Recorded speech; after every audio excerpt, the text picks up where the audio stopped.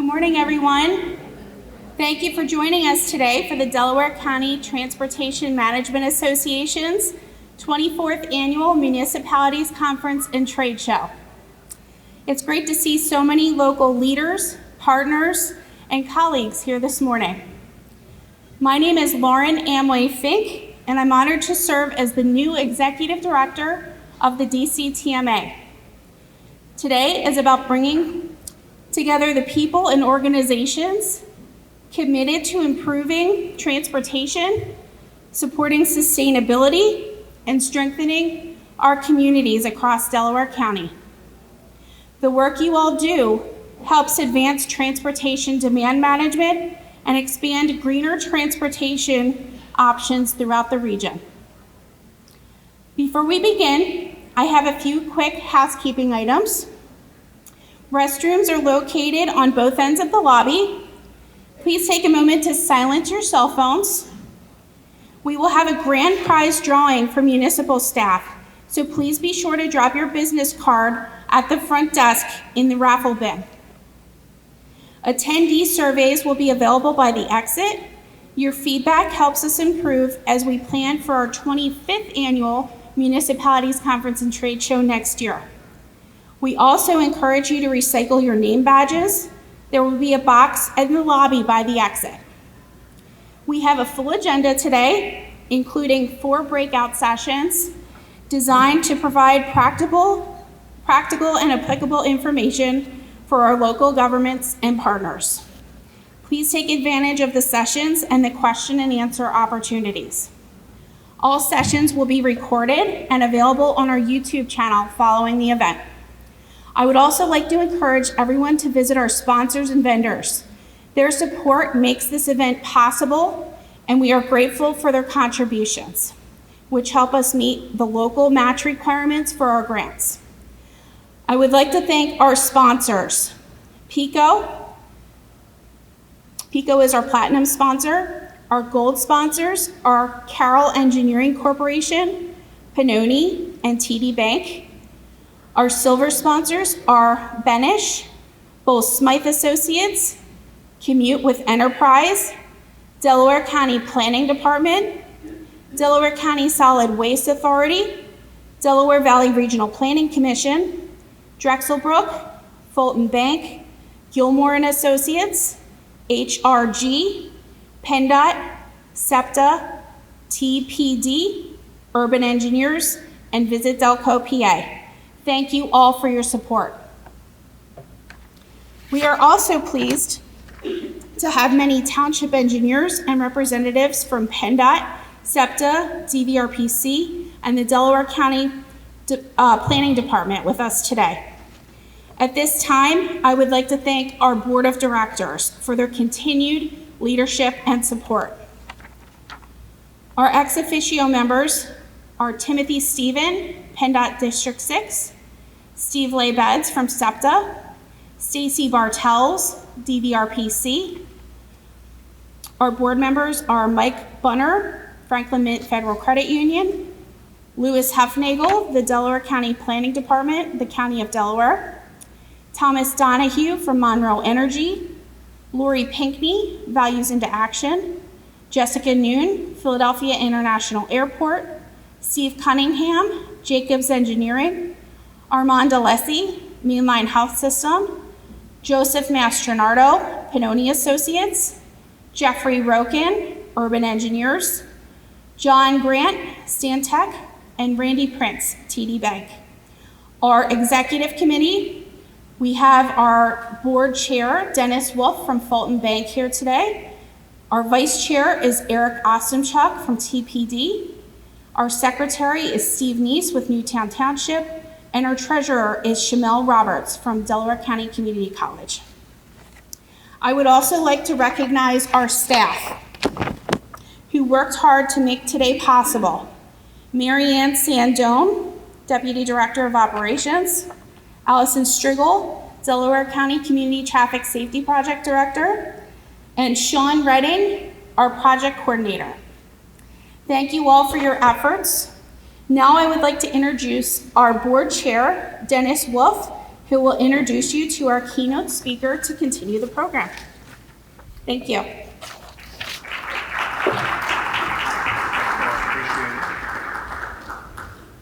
Good morning, everybody. Hope everybody's having a great start to their morning. We have some great breakout sessions today, and at least the sun was shining this morning. I know it's going away for a little bit, and I guess that cold weather is going to continue to come in for a little while. But we have some sports teams in the playoffs, so that's a positive. So let's keep that going.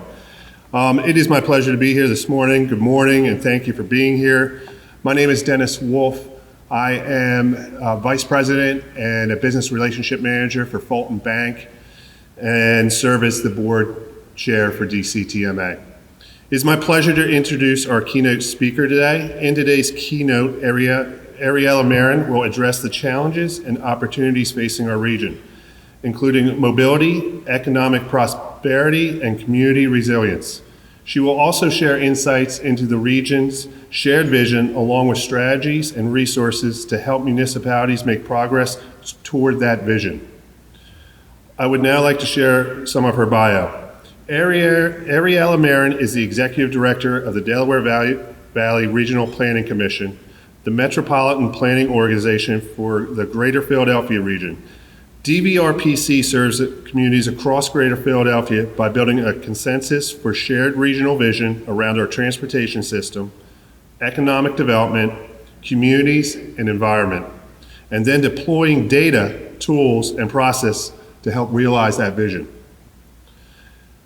Maron serves as the member of the New Jersey Target Zero Commission, the Philadelphia Vision Zero Task Force, and the Allen M. Voorhees Transportation Center Advisory Board, and is co-chair of the Delaware Valley Regional Goods Movement Task Force. Prior to working at DVRPC, Maron was a consultant supporting the work of cities, communities, and their partners across the country. First as principal in the city's practice at Burrow Happold Engineering and the CEO of her own consulting firm, Lion Advisors. She was also a partner with the collaborative City Scale, which explored and expanded the roles that local governments play. She began her planning career in New York City, working with the Bronx office of the Department of City Planning, the New York City Economic Development Corporation, the Mayor's Office, and the Department of Citywide Administrative Services. Maron holds a master's degree in city planning from Massachusetts Institute of Technology and a bachelor's degree from the University of Pennsylvania. Please join me in welcoming Ariella Maron.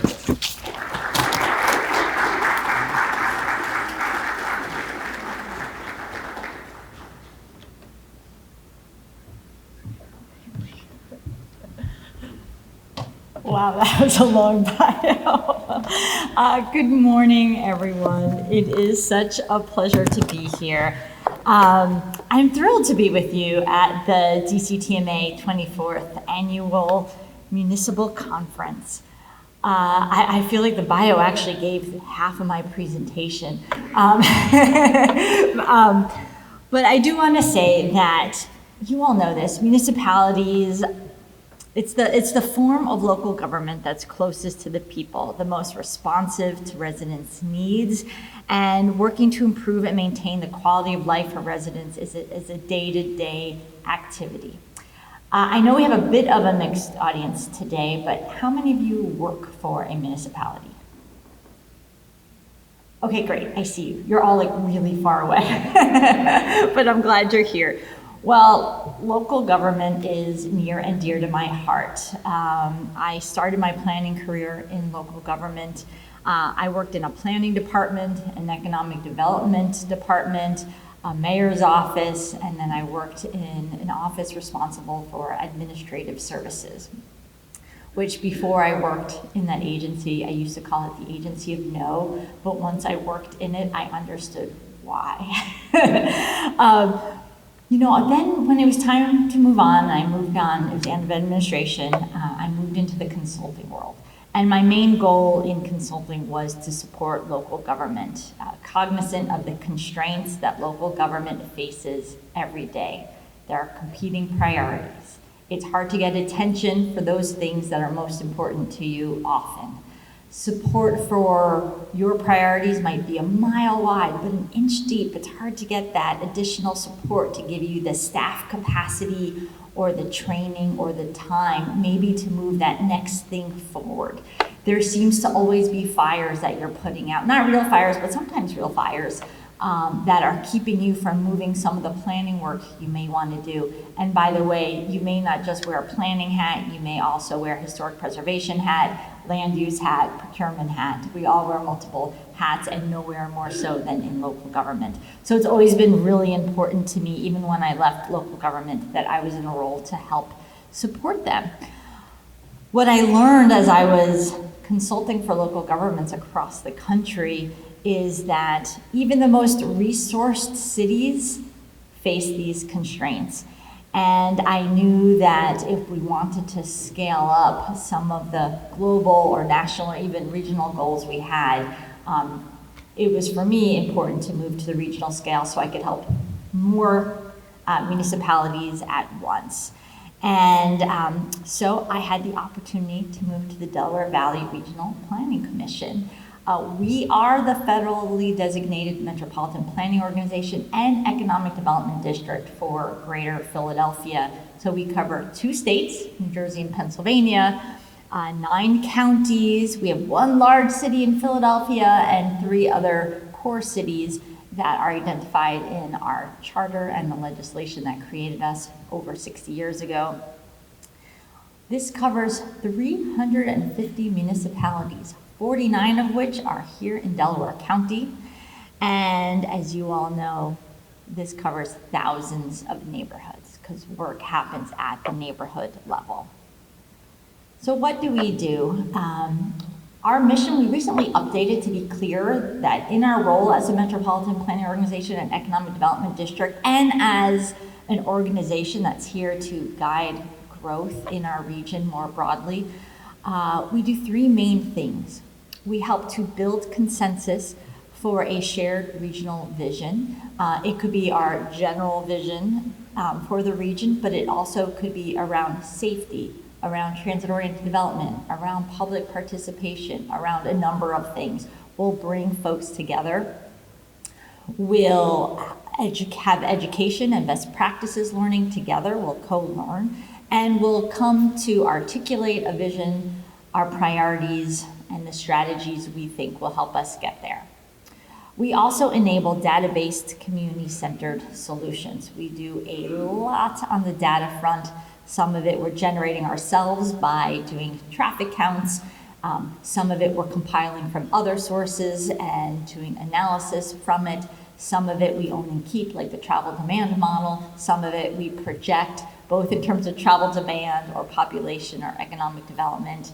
We'll map it, we'll make a best practices document. We do a whole bunch of ways to make information available to all of you. And then we help put plans into action in a variety of ways as well. So what is our current vision for the region? Because we have one, we have a shared vision. Well, it's for a greater Philadelphia that provides. What is it providing? Well, as an MPO, it's not surprising that one of the things we hope it provides is a safe, modern, multimodal transportation network for all. But that transportation isn't there just to be there, right? It is in service to our economic vision for an innovative and connected economy with opportunity and shared prosperity. And we want this because we care about our environment, and we want to make sure we have a preserved and restored natural environment with thriving ecological systems, and we want walkable communities that are vibrant, and by vibrant we mean healthy, mixed use, variety of people from all walks of life, all being able to live together, walk together, have access to that transit, have access to that economic and physical mobility. And we also want to make sure we have that vision that has clean, affordable, reliable infrastructure and utility services that's resilient to the impacts of extreme weather. Resilience is a key part of all of this. So this vision doesn't just live on its own. It lives as part of a long-range plan. Every 4 years as an MPO, we are required to update our long-range plan, and our board just approved our latest long-range plan back in September. So it's still pretty new. And this long-range plan does a few things, and it's 4 years of planning processes. It does a few things. One, it includes a financial plan that talks about how we're programming federal and state and local transportation dollars from now till 2050. What are our transportation priorities and how are we going to pay for it? But it also includes a framework for how we might achieve this vision. And that includes, for each of these vision areas or elements that we like to call them, the transportation, economy, community, environment, and infrastructure, we have laid out 3 goals for each of them. What does this look like? What do we want to achieve? And for each of these visions, we also lay out approximately 5 strategies. What will it take for us to make progress towards these goals? And then, of course, for each of the strategies, we have anywhere from 10 to 15 different actions on what it might take to move these strategies forward that all the players involved with our built environment are part of, whether it's the federal government, the Department of Transportation, the utilities, private sector, and local government. So it would not be very fun if I stood here and went through all 5 plan elements, all 15 goals, all 25 strategies, and 150 actions. I mean, I was given an hour, so I could do that, but I don't think that'd be fun for anyone. So we're going to make this a little bit more interactive, and I'm going to ask that it's mostly interactive for municipalities. So for those of you, and I know where you are, you're in that back row and then over here. Of these 5 areas, I'm going to leave it to you to let me know what, maybe I'll go through 1 or 2 of these in a little bit more detail. Where would you like to focus? What's keeping you up at night or top of mind? You can yell out transportation, economy, communities, environment, or infrastructure. So who's going to yell out first what they want to hear about? If not, I'll take a poll. Transportation. Okay, well, let's talk about transportation. I'm not surprised that is one of the ones that we want to talk about. Well, I mentioned, so thank you for that. You get participation points. I mentioned that our vision is for a safe, modern, multimodal transportation network for all. And the 3 goals we laid out related to this are a transportation system that is safe and secure for all.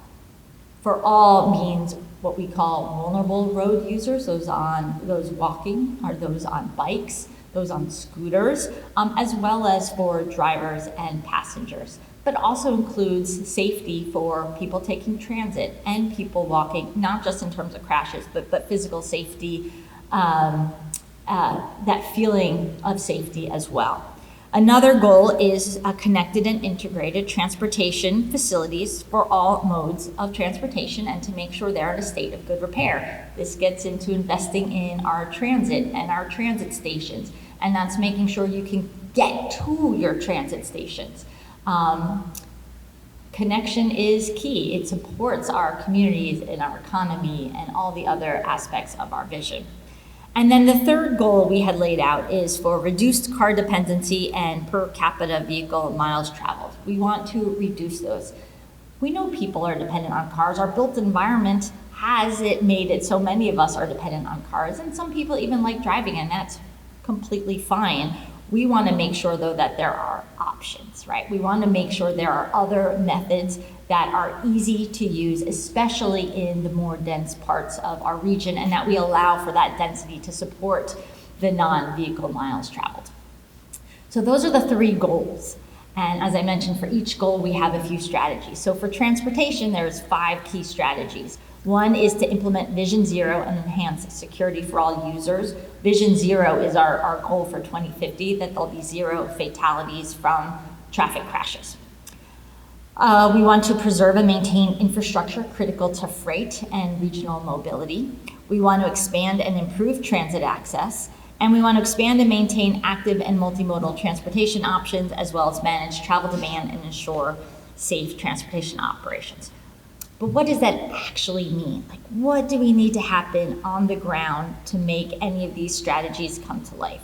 So I am not going to list all of them, because as I mentioned, there's probably 50 listed for transportation, but some of them include adopt safe routes to school programs, implement safe systems approach on your roads, partner to better serve transit-reliant populations, incorporate extreme weather risks into infrastructure design and maintenance. So those are just an example. So that was just transportation alone. Anyone want to hear anything about community, environment, infrastructure, economic development? I see a hand. Okay, so I'm gonna call that community, and we are gonna go deep dive into our communities. Healthy, walkable, and vibrant communities. And the 3 goals that we laid out, when I say we, I mean the region as a whole. The LRP was created through a participatory process. We had focus group discussions that looked at our vision and goals, and we went to community events across all 9 counties. We had surveys that we were bringing at different events that were already happening. Altogether, we received 1,300 responses, independent responses to our surveys, and that helped inform these goals. So the 3 goals you see listed here: accessible and affordable housing options and cost of living that accommodate all ages and incomes, infill development that appreciates and protects the unique qualities and sense of place, the region's communities and neighborhoods, and socially integrated neighborhoods with quality education that is accessible to all. So those are the goals. And the strategies, shouldn't be surprised that strategy number 1 is increase affordable and diverse housing supply. What we've been hearing from our partners across the region, that affordable housing has emerged along with safety as one of the top 2 priorities. So safety, which we talked about a bit under transportation, and affordable housing here. Revitalize plan centers through infill, mixed-use development, and adaptive reuse. Improve infrastructure for walkability and livability, and transform public spaces and community hubs to enhance creativity and identity, and strengthen civic infrastructure. And civic infrastructure includes the infrastructure that you identified as a priority, this community infrastructure. So a few sample actions that had been identified to help move these forward: update regulations and streamline permitting to allow a broader range of housing options and densification. Establish policies for dedicated affordable housing. Enact programs to sustain quality housing. Develop complete streets and placemaking strategies to animate public spaces. Develop parking standards that reduce minimum requirements. And the list, as you know, goes on and on. You all know these actions. You think about them all the time. But as we said earlier, there are a lot of things you have to think about all the time. And so I'm not going to go through all of the rest of our vision and strategies, but if you would like to see our long-range plan, it is on our website, and I will have a QR code at the end. Plus, we have a booth in the exhibit hall that has our information as well. But there is a theme that emerges when I start to list out any subset of the 150 actions identified in our long-range plan. And that theme is the work of municipalities. The vast majority of these actions include a role that municipalities could play. It's not all on municipalities, but I think most things, as we mentioned earlier, happen at the neighborhood level, and the level of government that's closest to that neighborhood level, it's the local government. And we love our local governments. So we've spent a lot of time thinking, how can we make this easier and help? How do we address the challenges that municipalities face in helping to move our region towards our shared regional vision? We know procurement will take a long time, the staff capacity issues. We know there's a lot of things that require becoming an expert at that decades ago you didn't have to be an expert on, right? You have to be an expert on energy and safety and historic preservation and AI and data centers. There's a lot to do. So this is why DVRPC, which has always provided support for municipality, took a step back and thought, how could we do more? How can we really help put our plans into action, that key part of our mission? So we actually developed a few different new tools and built upon some existing ones. And I would say this municipal support mostly falls under these 8 buckets. It includes the data, the funding opportunities, the planning and technical assistance, shared services, design and project support, community engagement resources, connection to subject experts, and navigation. We don't expect you to be an expert on our website and all of our programs because there are many programs. So what we did just recently this year, we launched a municipal help desk. And the idea of this is to create a simple intake process that connects you and any question you might have with the right staff and or resources, and to make sure those are widely available and accessible. You don't have time to find out what the right funding sources are. How do you apply for a federal grant, or how do I do this one thing here? All you have to do is you come to our help desk, you fill out this simple form. I'm not kidding, the whole form right there. And then this is what happens.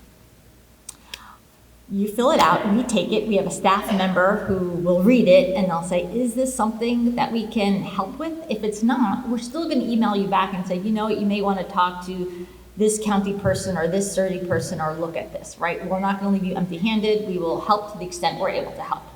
If it is a place where we can help, we'll then try to assess, well, how can we help? So we'll follow up either with a phone call, video conference, or other kind of meeting to really suss out the need and to get a sense of what the best way forward might be. Perhaps it's something the municipality is going to lead, but they just need a little bit of support, and we'll then send the links and resources with that support.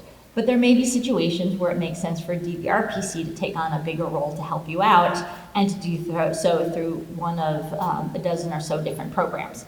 But you don't have to figure out that program. We will, because there's many of them, right? As you can see, this is just a list of our technical assistance programs, grants programs, and data, and there's a lot of it. I am not going to walk through all of these programs, but what I am going to do is I'm going to highlight a few of them. And I want to start off with the one on the very bottom left for the, called Supporting Communities. One thing we realized,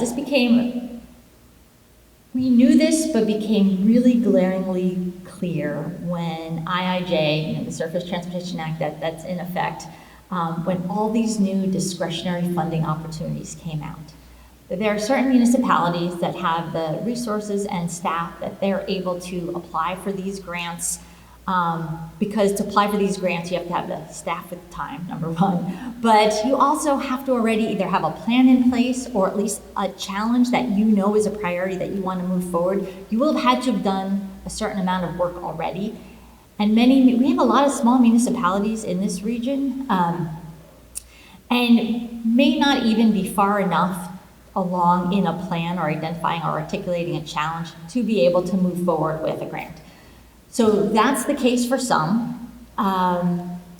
For others, maybe they know what they want to do, they just need a little help moving it forward, figuring out how to take a challenge they've identified and get it to that next level so they can participate in a plan. And then there also may be some other municipalities that they actually already have a plan and they know how they want to move forward, but they need help getting the support to do so, whether it's a grant or involvement in a program. So Supporting Communities looks to address this challenge. It is to better connect transportation infrastructure, and Supporting Communities is transportation focused, with the needs of municipalities, including available funding and resources for public engagement, planning, and implementation. And here's a few examples of what this has looked like so far. This program's been around for, I believe, about 3 years at this point, and it continues to evolve. We show 3 phases here of listen, develop, deliver. You don't necessarily start at listen and make the way. Every project might start at a different place. Some might continue through it. Some, it may be iterative. Some may only need help on the develop or deliver. But I'm going to give an example of each. For listening, we partnered with Westchester Borough's Transportation Advisory Committee, and they wanted to identify their public participation priorities, and they wanted help creating a public participation plan that they could use for their planning processes moving forward. So we work with them to identify and begin to implement public engagement strategies and eventually put together this public engagement plan. And we brought our staff resources to help on engagement as well as those of the consultant connect the dots. For Develop, we worked with Norristown Borough, where they already had identified a safety challenge in a particular spot, and we helped them to develop and win approval for a pedestrian safety project at a high-volume school crossing. So we took that priority and helped mold it into something that they could then go out for funding and receive funding for, and which they did receive funding for, by the way. And we also worked in New Jersey with the town of Pemberton, where we actually had already done a DVRPC plan as part of our work program, and it had recommendations, and we helped them take one of the recommendations and turn it into an actionable project that can then move forward into the next step of development. So supporting programs, supporting communities is one program that we're doing that's relatively new. Another really new program is called the Municipal Exchange. It's an engagement platform that brings together municipal officials only. Sorry, consultants, it's not for you. It's for our municipal officials, and it's a place to come together to discuss shared challenges, innovative strategies, and collaborative opportunities to create more livable, resilient communities.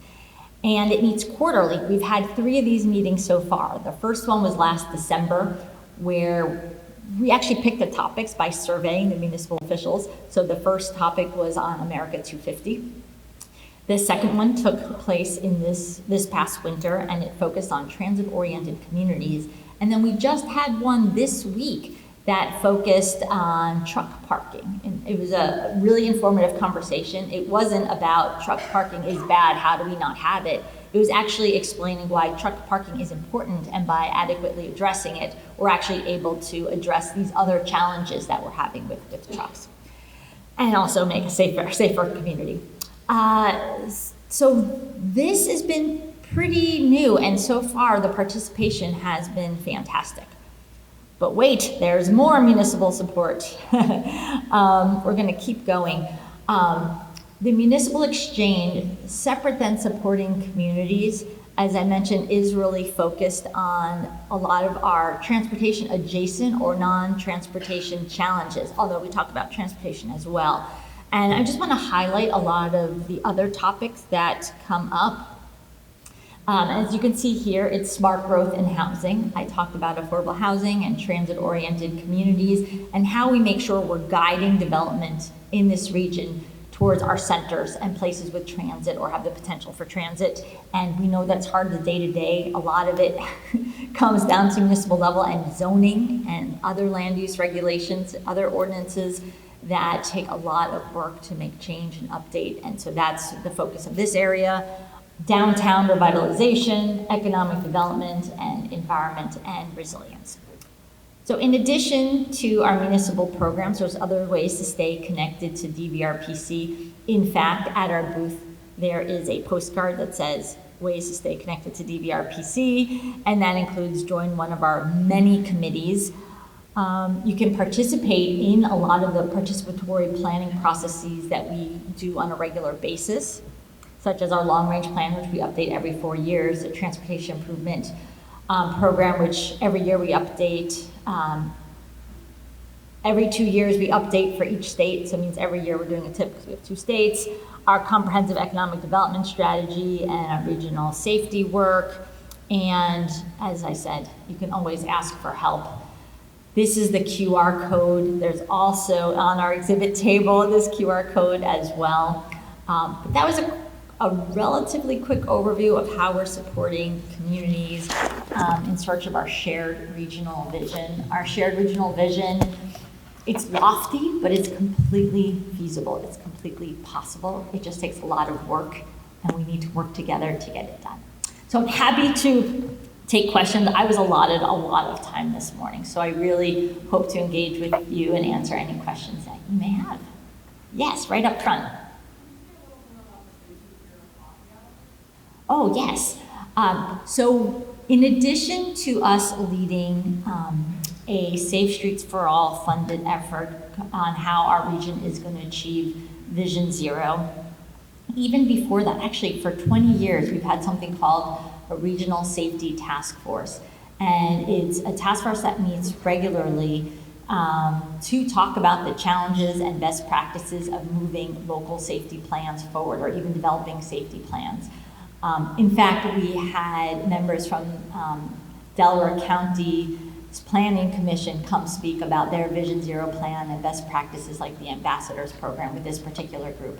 In addition, on a regular basis, we will have coffee hours where if you have specific questions for your community about implementing something related to Vision Zero or safety general, whether it's advice on applying for round 4 of the Safe Streets for All grants, which is currently open, or if you have questions about the safe system approach and what does that mean, we have our staff on hand during those hours to ask questions. And we can make sure you're sitting next to Stacy. She can make sure that we get you the specific information on how to join those. Thanks, Stacy.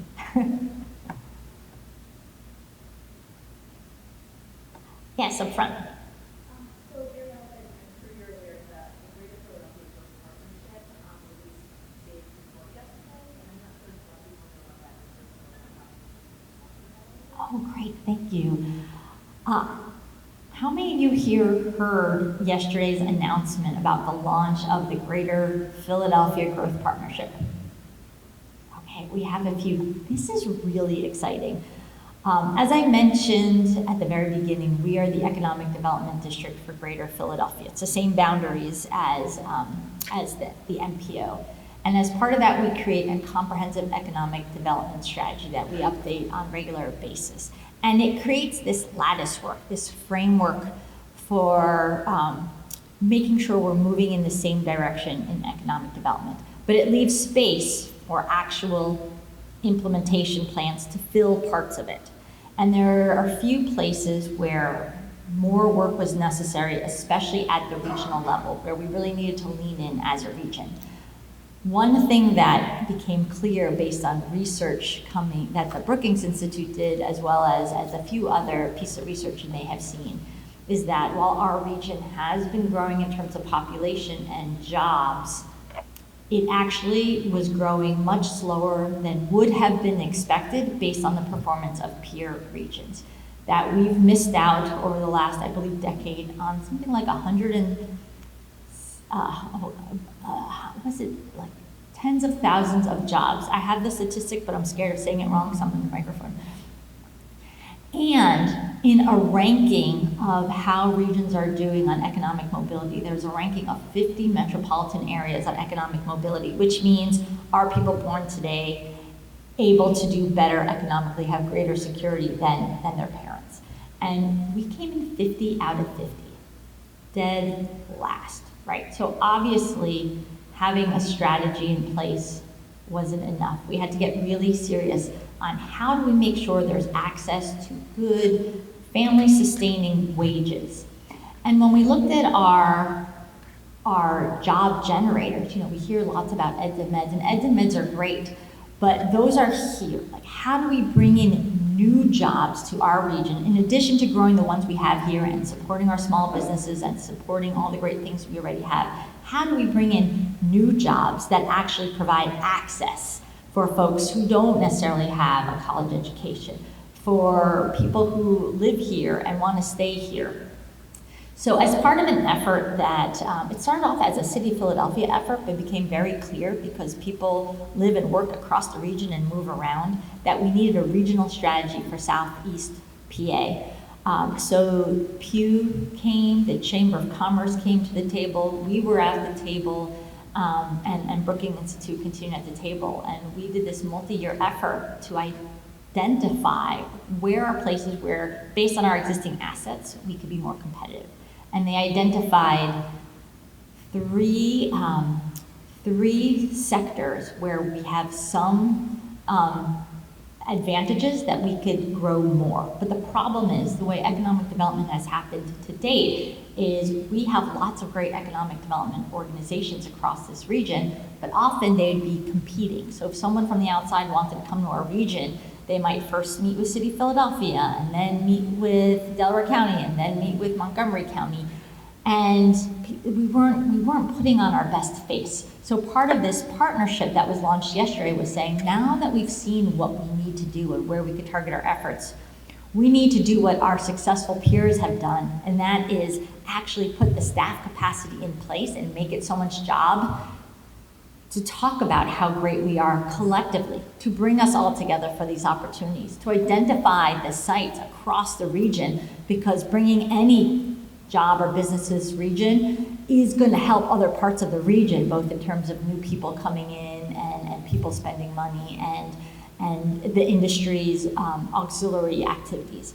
So that's what was launched yesterday. There's a group of folks. It started with the Chamber of Commerce, but they're creating a separate entity. It's a business-led effort, but all the economic development corporations in the region on the PA side are at the table, and we're at the table. That brings the marketing, the data, and the sustained focus on bringing these, what they call tradable jobs, the jobs that aren't necessary here, you know, like the regular services that will grow just because we're here, that would bring those in, and specifically these industries identified because of the access to jobs.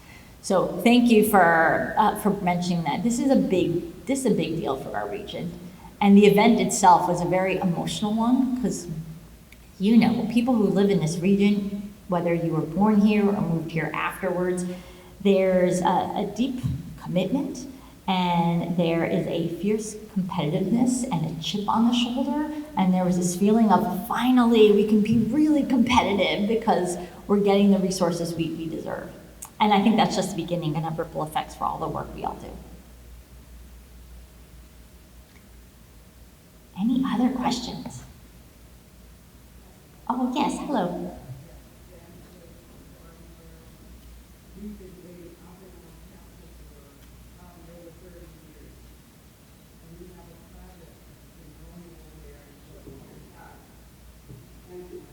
We have a project that's been going on for over 30 years, I guess. So it's the crossing, the railroad, and the tri-crossing at 4th and Main. And I'm trying to find out where we are with this project. Great, so I will take down your name in that specific project. The first thing I'll have to do is figure out if it's a local project, a county project, or a state project, or a federally funded project, and we will get back to you on that. Okay. Thank you. Right. Okay, well, thank you all for your time. We really do look forward to supporting the great work you do, and enjoy the rest of the conference.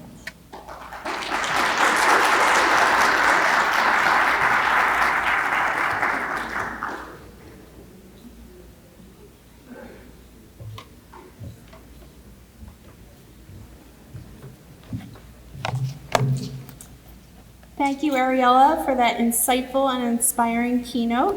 We appreciate you sharing your perspective on mobility, economic prosperity, and community resilience, and helping us better understand the shared vision for the greater Philadelphia region, along with the strategies and resources available to move that vision forward. Before we transition, I have a few quick reminders. Our municipal staff in attendance, please remember to register for the overnight gift basket in the front if you haven't already done so. For our engineers, don't forget to drop your business cards in the basket at the front so that you can get your PDH certificates. At this time, we invite everyone to join us for networking in the exhibit area. Please take the opportunity to connect with our sponsors and vendors who play an important role in supporting this event. Thank you all, and we'll see you in the exhibit hall.